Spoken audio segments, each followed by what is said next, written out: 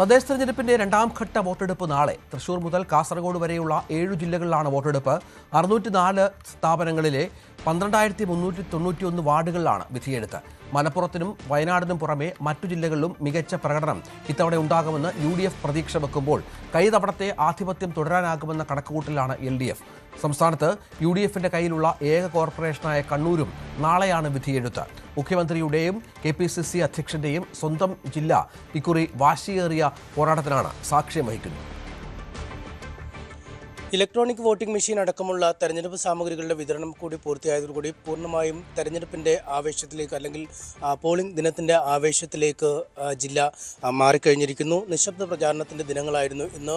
ഇളകിയിരുന്ന വോട്ടുകൾ ഉറപ്പിക്കാനും സ്ലിപ്പുകളും മറ്റും വിതരണം ചെയ്യാനാണ് രാഷ്ട്രീയ പാർട്ടികൾ ഇന്ന് പൂർണ്ണമായും ആ സമയം ചെലവഴിച്ചത്. 3097 പോളിംഗ് ബൂത്തുകളാണ് ജില്ലയിൽ ആകെയുള്ളത്. കോഴിക്കോട് ജില്ലയിലെ 70 ഗ്രാമപഞ്ചായത്തുകളിലെ 1343 വാർഡുകളിലേക്കും 12 ബ്ലോക്ക് പഞ്ചായത്തുകളിലായുള്ള 183 വാർഡുകളിലേക്കും ജില്ലാ പഞ്ചായത്തിലെ 28 വാർഡുകളിലേക്കും 7 നഗരസഭകളിലായി 273 വാർഡുകളിലേക്കും കോർപ്പറേഷൻ കോഴിക്കോട് അവിടുത്തെ 76 ഡിവിഷനുകളിലേക്കുമാണ് തദ്ദേശ തെരഞ്ഞെടുപ്പ് നടക്കുന്നത്. ഇത്രയും ഇടങ്ങളിലായി 3097 പോളിംഗ് സ്റ്റേഷനുകളാണ് ക്രമീകരിച്ചിരിക്കുന്നത്. ഗ്രാമപഞ്ചായത്തുകളിൽ മാത്രം 2411 ബൂത്തുകൾ ക്രമീകരിച്ചിട്ടുണ്ട്. മുനിസിപ്പൽ പരിധിയിൽ 290 പോളിംഗ് സ്റ്റേഷനുകളാണ്. കോഴിക്കോട് കോർപ്പറേഷൻ്റെ പരിധിയിൽ മാത്രം 396 പോളിംഗ് സ്റ്റേഷനുകളും ക്രമീകരിച്ചിട്ടുണ്ട്. ജില്ലയിലെമ്പാടുമായി 731 അതീവ പ്രശ്നബാധിത ബൂത്തുകളാണ് വിലയിരുത്തുന്നത്. ഇതിൽ നഗരപരിധിയിൽ 117 ബൂത്തുകളാണ് ഇത്തരത്തിൽ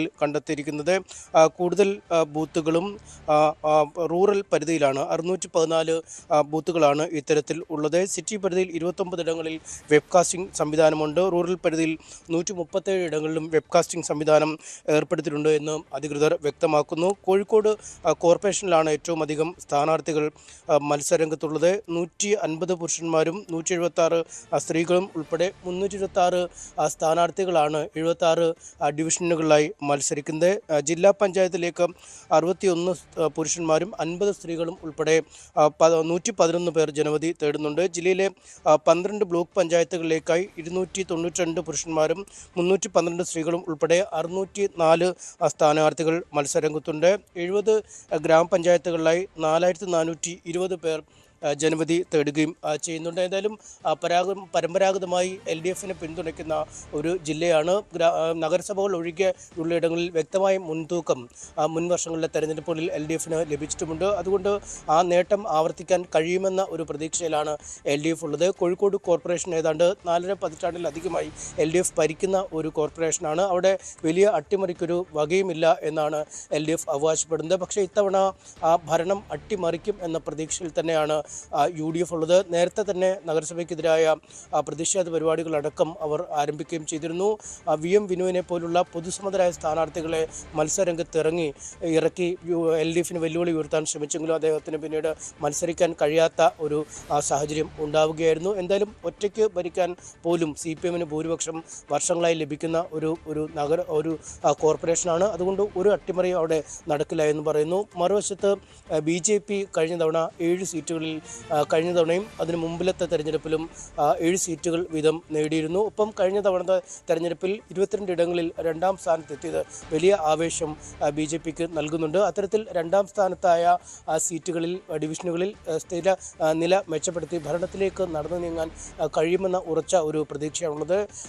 കോഴിക്കോട് കോർപ്പറേഷന് അപ്പുറം ഈ കൊടുവള്ളി നഗരസഭ പോലെയുള്ള ഇടങ്ങളിൽ, രാമനാട്ടുകര പോലെയുള്ള ഇടങ്ങളിൽ, മുക്കം എന്നിവിടങ്ങളിലൊക്കെ വലിയ തീപാറുന്ന പോരാട്ടമാണ് ഇത്തവണ നടന്നത്. കഴിഞ്ഞ തവണ പലയിടങ്ങളിലും പരസ്പരം സഖ്യം ചേർന്ന് വെൽഫെയർ പാർട്ടിയുമായുള്ള മത്സരമൊക്കെ നടത്തിയെങ്കിലും ഇത്തവണ മുക്കമടക്കമുള്ള ചിലയിടങ്ങളിൽ UDF വ്യത്യസ്തമായി മത്സരിക്കുന്നു. പക്ഷേ ജില്ലയിലെമ്പാടും വെൽഫെയർ പാർട്ടിയുടെ പിന്തുണ UDFിന് ആണ് എന്നവർ പ്രഖ്യാപിച്ചിരുന്നു. ഒപ്പം ആരുടെ പിന്തുണയും ഈ തെരഞ്ഞെടുപ്പ് വിജയത്തിനായി നേടും എന്ന് UDF വ്യക്തമാക്കുകയും ചെയ്തിരുന്നു. മറുവശത്ത് SDP പിന്തുണ പലയിടങ്ങളിലും BJPയെ തോൽപ്പിക്കാൻ LDFിന് നൽകുമെന്ന പ്രഖ്യാപനവുമായി ജില്ലാ നേതൃത്വം രംഗത്തെത്തിയിരുന്നു. അത് ആയുധമാക്കിയാണ് UDF മുന്നോട്ട് പോയിക്കൊണ്ടിരിക്കുന്നത്. അതുകൊണ്ട് ഇരു പാർട്ടികളും ഈ വർഗീയ കക്ഷികളുമായുള്ള സഖ്യത്തിലൂടെ ജനവിധി അട്ടിമറിക്കാൻ ശ്രമിക്കുന്നുവെന്നാണ് BJP ആരോപിക്കുകയും ചെയ്യുന്നത്. എന്തായാലും ഒരുപാട് വിഷയങ്ങൾ തെരഞ്ഞെടുപ്പിൻ്റെ ആദ്യഘട്ടം മുതൽ ഈ മണ്ഡല പുനർനിർണ്ണയം, അതായത് വാർഡുകളുടെ വിഭജനം അടക്കമുള്ള വിഷയങ്ങളെ ചൊല്ലിയും ഇരട്ട വോട്ടുകളെ ചൊല്ലിയും ഒക്കെ ഉയർന്നിരുന്നു. ഒപ്പം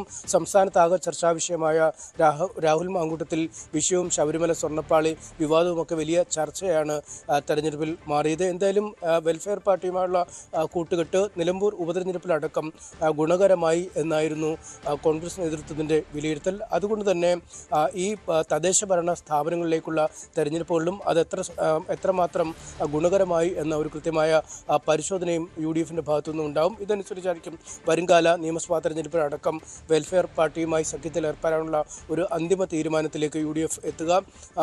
ഓരോ വാർഡുകളിലും 10ഉം 40ഉം വോട്ടുകളൊക്കെ ചിലയിടങ്ങളിൽ വെൽഫെയർ പാർട്ടിക്കുണ്ട് എന്ന വിലയിരുത്തലാണ്. അങ്ങനെ ഉണ്ടെങ്കിൽ 10ൽ താഴെ വോട്ടുകൾക്കൊക്കെ തോറ്റ ഒരുപാട് വാർഡുകൾ UDFിനൊക്കെ ഉണ്ട്. അവിടങ്ങളിൽ ഇക്കാര്യം ഗുണകരമാവും എന്നൊരു പ്രതീക്ഷയുമുണ്ട്. എന്തായാലും വലിയ ശബ്ദ കോലാഹലങ്ങൾ ഉയർത്തിയുള്ള പ്രചാരണവും അതിന് തക്കതായ കൊട്ടിക്കലാശവുമാണ് കഴിഞ്ഞിരിക്കുന്നത്.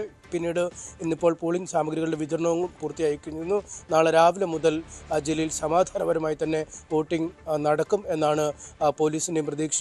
ഏതാണ്ട് 5000-നടുത്ത് പോലീസ് ഉദ്യോഗസ്ഥരാണ് സിറ്റി പരിധിയിലും റൂറൽ പരിധിയിലുമായി വിന്യസിക്കുകയും ചെയ്തിരിക്കുന്നത്. കാര്യമായ ക്രമസമാധാന പ്രശ്നങ്ങളില്ലാതെ തെരഞ്ഞെടുപ്പ് മുന്നോട്ട് കൊണ്ടുപോകാൻ കഴിയുമെന്ന പ്രതീക്ഷയിലാണ് തെരഞ്ഞെടുപ്പ് ഉദ്യോഗസ്ഥർ.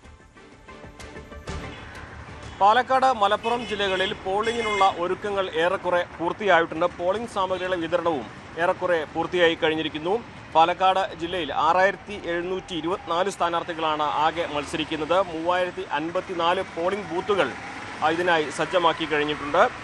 ഇന്ന് രാവിലെ തുടങ്ങിയ സാമഗ്രികളുടെ വിതരണം ഉച്ചയ്ക്ക് ശേഷം ഏറെക്കുറെ പൂർത്തിയായിട്ടുണ്ട്. പാലക്കാട് രാഷ്ട്രീയ സാഹചര്യം നമുക്കറിയാം.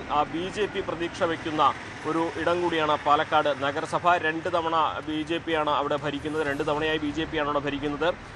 ഒരു ഹാട്രിക് വിജയമാണ് പാലക്കാട് BJP ലക്ഷ്യമിടുന്നത്. മറുവശത്താകട്ടെ UDF വലിയ പ്രതീക്ഷയിൽ തന്നെയാണ് പ്രചരണം ആരംഭിച്ചിട്ടുള്ളത്. പക്ഷേ ഇതിനിടെയുണ്ടായ രാഹുൽ മാങ്കൂട്ടത്തിൽ MLAയുടെ കേസും മറ്റ് നടപടികളും വിവാദങ്ങളുമൊക്കെ അവിടെ കോൺഗ്രസിന് അല്ലെങ്കിൽ UDFിന് തലവേദന തീർക്കുന്ന ഒരു സാഹചര്യം ഉണ്ടാക്കിയിട്ടുണ്ട്. ഈ 2 വിവാദങ്ങളും അതുപോലെ തന്നെ BJPയിലാകട്ടെ സ്ഥാനാർത്ഥി നിർണയം മുതൽ BJPയിലെ കൃഷ്ണകുമാർ വിഭാഗവും മറുവിഭാഗവും തമ്മിലുള്ള പോരും ശക്തമായിരുന്നു.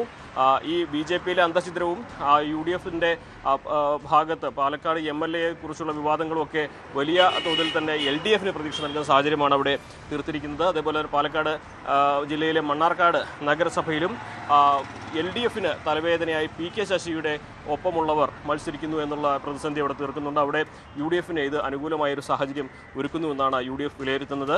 മലപ്പുറം ജില്ലയിലും പോളിംഗിൻ്റെ മുന്നൊരുക്കങ്ങൾ ഏറെക്കുറെ പൂർത്തിയായിട്ടുണ്ട്. ഇന്ന് രാവിലെ മുതൽ വിവിധ കേന്ദ്രങ്ങളിലെ 27 കേന്ദ്രങ്ങളിലായിട്ട് പോളിംഗ് സാമഗ്രികളുടെ വിതരണങ്ങൾ തുടങ്ങിയിരുന്നു. വൈകുന്നേരത്തോടെ അത് പൂർത്തിയാവുകയും ചെയ്തിട്ടുണ്ട്. മലപ്പുറത്തെ സംബന്ധിച്ച് UDFിന് വലിയ പ്രതീക്ഷയുണ്ട്, ആത്മവിശ്വാസമുണ്ട്. കാരണം UDFിൻ്റെ ഒരു ഉറച്ച കോട്ടയായിട്ട് തന്നെയാണ് മലപ്പുറത്തെ വിലയിരുത്തുന്നത്. കഴിഞ്ഞ തവണ നേടിയതിനേക്കാൾ സീറ്റുകൾ നേടാൻ കഴിയുമെന്നും കഴിഞ്ഞ തവണ നഷ്ടമായത് തിരിച്ചു പിടിക്കാനാകുമെന്നുമാണ് UDFിൻ്റെ ഭാഗത്തുനിന്നുള്ള ഒരു പ്രതീക്ഷ. മുൻപുണ്ടായിരുന്നതുപോലെ ലീഗും കോൺഗ്രസും തമ്മിൽ ഭിന്നതയില്ല എന്നുള്ളതും UDFിനെ സംബന്ധിച്ച് വലിയ ആത്മവിശ്വാസം നൽകുന്ന സാഹചര്യമാണ് ഇവിടെ നൽകുന്നത്. പൊന്മുണ്ടത്ത് മാത്രമാണ് ലീഗും കോൺഗ്രസും തമ്മിലുള്ള ഒരു തർക്കം നിൽക്കുന്നത്. അവിടെ മാത്രമാണ് ലീഗ് കോൺഗ്രസ് പോര് ഉള്ളത്. ബാക്കി എല്ലായിടത്തും ധാരണയിലാണ് എന്നതും UDFിനെ സംബന്ധിച്ച് വലിയ ആത്മവിശ്വാസം നൽകുന്ന കാര്യമാണ്. മറുവശത്ത് LDF ആകട്ടെ കഴിഞ്ഞ തവണത്തേക്കാൾ സീറ്റ് നേടുമെന്ന് ഒരു ആത്മവിശ്വാസം പ്രകടിപ്പിക്കുന്നുണ്ട്. പുറമേക്ക് ലീഗ് കോൺഗ്രസ് ഭിന്നതയില്ലെങ്കിലും ലീഗിനും കോൺഗ്രസിനും ഇടയിൽ പ്രശ്നങ്ങളുള്ള ഇടങ്ങളുണ്ടെന്നും അവിടെ സ്വതന്ത്രനെ വെച്ച് മത്സരിച്ച് വിജയിക്കാമെന്നുമാണ് ഇടതുപക്ഷത്തിൻ്റെ ആത്മവിശ്വാസം. ജമാഅത്തെ ഇസ്ലാമിയുടെ ബന്ധം ഏറ്റവും അധികം ചർച്ചയായത് മലപ്പുറത്താണ്. UDFുമായി ജമാഅത്തെ ഇസ്ലാമി സഹകരിക്കാൻ തുടങ്ങിയതോടെയാണ് അവർ തൊട്ടുകൂടാത്തവരായത് എന്നാണ് UDFിൻ്റെ ഭാഗത്തു നിന്നും LDFിനെതിരായിട്ടുള്ള വിമർശനം. മറുവശത്ത് LDF ആകട്ടെ ജമാഅത്തെ ഇസ്ലാമിയും UDFുമായിട്ടുള്ള ബന്ധം അല്ലെങ്കിൽ ആ സഹകരണം വലിയ തോതിൽ തന്നെ തെരഞ്ഞെടുപ്പിൽ പ്രചരണ വിഷയമാക്കിയിരുന്നു, പ്രചരണ ആയുധമാക്കിയിരുന്നു. ഇതൊക്കെ ഏതൊക്കെ തരത്തിലായിരിക്കും തെരഞ്ഞെടുപ്പിൽ പ്രതിഫലിക്കുക എന്നുള്ളതാണ് അറിയേണ്ടത്. എന്താണെങ്കിലും മലപ്പുറത്തിൻ്റെ ഈ ഒരു രാഷ്ട്രീയ ദിശാസൂചിക എവിടേക്കാണെന്ന് വ്യക്തമാക്കുന്നതായിരിക്കും ഒരുപക്ഷെ തദ്ദേശ തെരഞ്ഞെടുപ്പിൻ്റെ ഫലം. എന്നാണെങ്കിലും തെരഞ്ഞെടുപ്പിനായി മലപ്പുറം, പാലക്കാട് ജില്ലകളിലെ ഒരുക്കങ്ങൾ ഏറെക്കുറെ പൂർണ്ണമാണ്. മലപ്പുറത്ത് നിന്ന് അഖിലോട്ട് പാറയ്ക്കൊപ്പം CB അനുമോദ്, ന്യൂസ് 18. പോളിംഗ് ബൂത്തുകളിലേക്ക് വോട്ടർമാരെത്താൻ ഇനി മണിക്കൂറുകൾ മാത്രം ബാക്കി നിൽക്കെ പരമാവധി വോട്ടർമാരെ അവസാനമായി കാണുക, അതുതന്നെയാണ് പാർട്ടി നേതൃത്വവും ഒപ്പം സ്ഥാനാർത്ഥികളും ലക്ഷ്യമിടുന്നത്. എന്തായാലും ഇന്ന് രാത്രി വരെ ഇത്തരത്തിൽ വോട്ട് തേടിയുള്ള ഈ പരക്കപ്പാച്ചിലൊക്കെ കാണാം. അത് ഒരു നിയമസഭാ തെരഞ്ഞെടുപ്പിന് സമാനമായ ഒരു സാഹചര്യം എന്നൊക്കെ പറയേണ്ടി വരും. അത്രത്തോളം വീറും വാശിയാണ് കഴിഞ്ഞ ദിവസങ്ങളിലൊക്കെ നമ്മൾ കണ്ടത്. അത് 4 ആഴ്ച നീണ്ടുനിന്ന പ്രചരണം, അതോടൊപ്പം കൊട്ടിക്കലാശം, അത് നഗരങ്ങളിൽ മാത്രമല്ല ഗ്രാമങ്ങളിൽ വാർഡ് തലത്തിലുള്ള കൊട്ടിക്കലാശം, അതാണ് നമ്മൾ കണ്ടത്. എന്തായാലും കണ്ണൂർ ജില്ലയിലാണ് ഏറ്റവും ഗ്ലാമർ പോരാട്ടം നടക്കുന്നത്. UDF-നെ സംബന്ധിച്ചിടത്തോളം അഭിമാന പോരാട്ടം എന്ന് പറയാം. കാരണം ഈ കോർപ്പറേഷൻ സംസ്ഥാനത്തെ 6 കോർപ്പറേഷനുകളിൽ ഏക UDF ഭരിക്കുന്ന കോർപ്പറേഷനാണ് കണ്ണൂരേത്. അത് ഏത് വിധേനയും നിലനിർത്തുക എന്ന് തന്നെയാണ് UDF-ന്റെ മുന്നിലുള്ളത്. അതോടൊപ്പം ഈ കണ്ണൂർ കോർപ്പറേഷൻ പിടിച്ചെടുക്കുക, അതാണ് LDF-ന്റെ ലക്ഷ്യം. എന്തായാലും ശക്തമായ മത്സരം തന്നെയാണ് നടക്കുന്നത്. ഈ ഗ്രാമപ്രദേശങ്ങളിലൊക്കെ മേൽക്കൈ LDF-നാണെങ്കിലും നഗരപ്രദേശത്ത്, അതായത് ഈ കോർപ്പറേഷൻ പതിവായി ഈ UDF-ന്റെ കയ്യിലുണ്ട് എന്നത് തന്നെയാണ് ഏറ്റവും പ്രധാനം. പഞ്ചായത്തുകളുടെ കണക്ക് നോക്കിയാൽ 71-ൽ 54-ഉം LDF-ന്റെ കയ്യിലാണ്. അത്തരത്തിൽ LDF-ന് മൃഗാധിപത്യം ഉണ്ടെന്നൊക്കെ പറയേണ്ടി വരും. ബ്ലോക്ക് പഞ്ചായത്തിൽ 11-ൽ 10-ഉം LDF-നാണ്. നഗരസഭകളിലാകട്ടെ തെരഞ്ഞെടുപ്പ് നടക്കുന്ന 8 നഗരസഭകളിൽ 5-ഉം LDF-നൊപ്പമാണ്. അങ്ങനെ വലിയ തോതിൽ ഇടതിൻ്റെ ഒരു കോട്ട എന്ന് പറയേണ്ടി വരും. ആ കോട്ടയിൽ വിള്ളലുണ്ടാക്കി കൂടുതൽ പഞ്ചായത്തുകൾ ഇത്തവണ UDF പിടിച്ചെടുക്കുമോ, അത് തന്നെയാണ് ഏറ്റവും പ്രധാനം. BJP-യെ സംബന്ധിച്ചിടത്തോളം കോർപ്പറേഷനിൽ ഒരു സീറ്റ് മാത്രമേ BJP-ക്കുള്ളൂ. നില മെച്ചപ്പെടുത്താൻ BJP-ക്ക് സാധിക്കുമോ, അതും ഏറ്റവും പ്രധാനമാണ്. എന്തായാലും KPCC പ്രസിഡന്റിൻ്റെയും ഒപ്പം മുഖ്യമന്ത്രിയുടെയും സ്വന്തം ജില്ല, അഭിമാന പോരാട്ടം നടക്കുന്ന ജില്ല. ഇതോടൊപ്പം CPM സംസ്ഥാന സെക്രട്ടറി ഗോവിന്ദൻ മാസ്റ്റർക്ക് ഇത്തവണ വോട്ടില്ല. ആന്തൂർ നഗരസഭയിലെ 2-ാം വാർഡിലായിരുന്നു ഈ ഗോവിന്ദൻ മാഷ് വോട്ട്. അവിടെ സ്ഥാനാർത്ഥി രജിത എതിരില്ലാതെ തെരഞ്ഞെടുത്തതിനെ തുടർന്ന് അവിടെ തെരഞ്ഞെടുപ്പ് ഇല്ല. അതുകൊണ്ട് തന്നെ ഗോവിന്ദൻ മാഷ്ക്ക് ഇത്തവണയും വോട്ടില്ല. കഴിഞ്ഞ 25 വർഷമായി ഈ ആന്തൂർ നഗരസഭ 2-ാം വാർഡ് എതിരില്ലാതെ തിരഞ്ഞെടുക്കുന്ന ഒരു വാർഡാണ്. അതുകൊണ്ട് തന്നെ അവിടെ 25 വർഷമായി ഇത്തരത്തിൽ തെരഞ്ഞെടുപ്പ് നടക്കാത്ത ഒരു സാഹചര്യമുണ്ട്. എന്തായാലും കാസർഗോഡ് ജില്ലയിൽ ഏറ്റവും അഭിമാന പോരാട്ടം നടക്കുന്നത് ജില്ലാ പഞ്ചായത്തിലേക്കാണ്. ഒരു സ്വതന്ത്രന്റെ പിന്തുണയോടുകൂടിയാണ് ജില്ലാ പഞ്ചായത്ത് LDF ഭരിക്കുന്നത്. അത് ഇത്തവണ ഏത് വിധേനയും UDF പിടിച്ചെടുക്കുമെന്നാണ് അവർ അവകാശപ്പെടുന്നത്. അത്തരത്തിലുള്ള പ്രവർത്തനമാണ് UDF നടത്തിയതും. എന്തായാലും കാസർഗോഡ് ജില്ലയിൽ 3 നഗരസഭകളിൽ 2-ഉം ഇടതിനൊപ്പമാണ്, നീലേശ്വരവും കാഞ്ഞങ്ങാടും.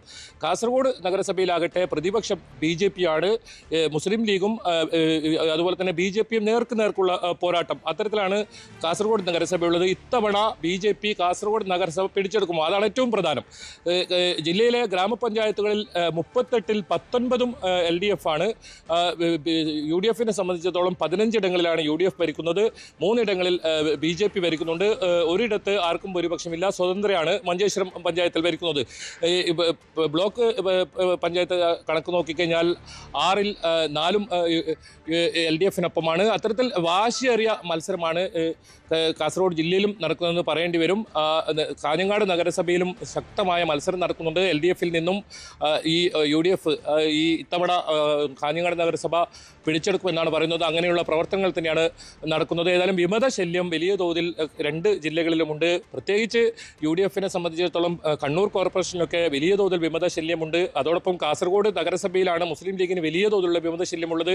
കോൺഗ്രസിൻ്റെ നമുക്കറിയാം നേരത്തെ വലിയ തോതിലുള്ള തമ്മിലുള്ള ഈ DCC പ്രസിഡന്റിനെതിരെയൊക്കെ ആരോപണം ഉന്നയിക്കുന്ന സാഹചര്യം കോൺഗ്രസിൻ്റെ അകത്ത് തന്നെ ഉണ്ടായിരുന്നു. അത്തരം ഒരു ഘട്ടത്തിലാണ് ഒരു തെരഞ്ഞെടുപ്പ് നടക്കുന്നത്. എന്തായാലും ശക്തമായ ത്രികോണ മത്സരമാണ് കാസർഗോഡ് ജില്ലയിൽ നടക്കുന്നതെന്ന് പറയേണ്ടി വരും. BJP-ക്ക് അവരുടെ നിയമസഭാ സീറ്റ് ഉറപ്പിക്കാനുള്ള ഒരു സെമി ഫൈനൽ പോരാട്ടം എന്ന് തന്നെ പറയാം. അങ്ങനെയുള്ള പ്രവർത്തനങ്ങൾ, വീട് കയറി ഇറങ്ങിയുള്ള പ്രവർത്തനങ്ങൾ 6 മാസം മുൻപ് തന്നെ BJP തയ്യാറെടുത്തിരുന്നു, അത്തരത്തിൽ നടത്തിയിരുന്നു. അങ്ങനെയുള്ള ഒരു തെരഞ്ഞെടുപ്പിൻ്റെ ഒരു ഘട്ടമാണ്. ഏതായാലും നാളെ രാവിലെ 7 മണി മുതൽ തന്നെ പോളിംഗ് ബൂത്തുകളിൽ എല്ലാ സജ്ജീകരണങ്ങളും ഉണ്ടാകും. അത്തരത്തിൽ സുഗമമായി വോട്ട് ചെയ്യാനുള്ള എല്ലാ വിധ നടപടികളും പൂർത്തിയാക്കിയെന്നാണ് ജില്ലാ ഭരണകൂടം വ്യക്തമാക്കുന്നത്. ഒപ്പം അതീവ സുരക്ഷയും കാസർഗോഡ് ജില്ലയിൽ ഒരുക്കിയിട്ടുണ്ട്. പ്രത്യേകിച്ച് അതീവ പ്രശ്നബാധിത ബൂത്തുകളിലൊക്കെ വെബ് കാസ്റ്റിംഗ് ഏർപ്പെടുത്തിയിട്ടുണ്ട്. 119 വെബ് കാസ്റ്റിംഗ് ഏർപ്പെടുത്തിയിട്ടുള്ളത്. 90 സ്ഥലത്ത് വീഡിയോഗ്രാഫി ഉണ്ട്. അങ്ങനെ അതിർത്തി ജില്ല കൂടി ആയതുകൊണ്ട് കർണാടകയുമായി അതിർത്തി പങ്കിടുന്നതുകൊണ്ട് വൻ സുരക്ഷാ സന്നാഹത്തിലാണ് ഈ തെരഞ്ഞെടുപ്പ് നടക്കുന്നതെന്ന് പറയേണ്ടി വരും. എന്തായാലും